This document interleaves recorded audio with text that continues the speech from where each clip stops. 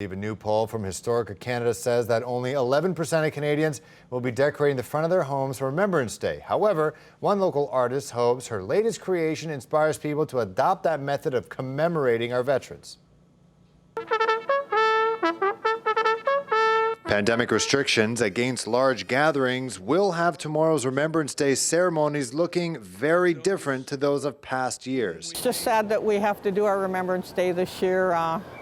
Very limited this year. We've got 25 people who are coming to the service. Susan Clark, a local artist, has come up with an alternative way to show respect without having to be in a crowd. She's been making large poppy arrangements for family to display outside their homes for quite some time. These are made out of balloons, but this one, found at Oakville Place Mall, is constructed out of an assortment of fabrics. When you see the people stop and take pictures and post, it just reassures us that people are remembering our veterans. Alan Hoare is one of those people who's in awe of the art piece. He spent 2 years in Singapore during the Korean War, doing inspections on ammunition trucks and other vehicles. Captures your imagination. It's a fantastic thing. Well, somebody is thinking on the same lines as I'm thinking.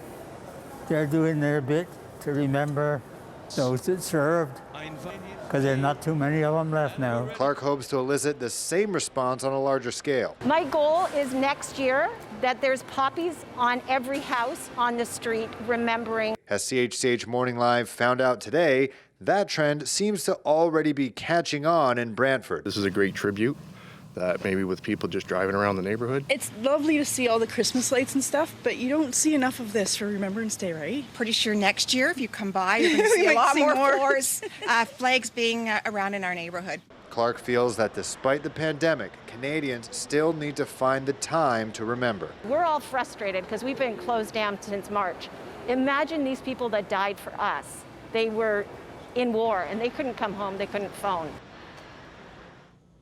While this year's Remembrance Day ceremony at the Canadian Warplane Heritage Museum is closed to the public due to pandemic restrictions, you can still watch the service live on CHCH starting at 10:30 tomorrow morning.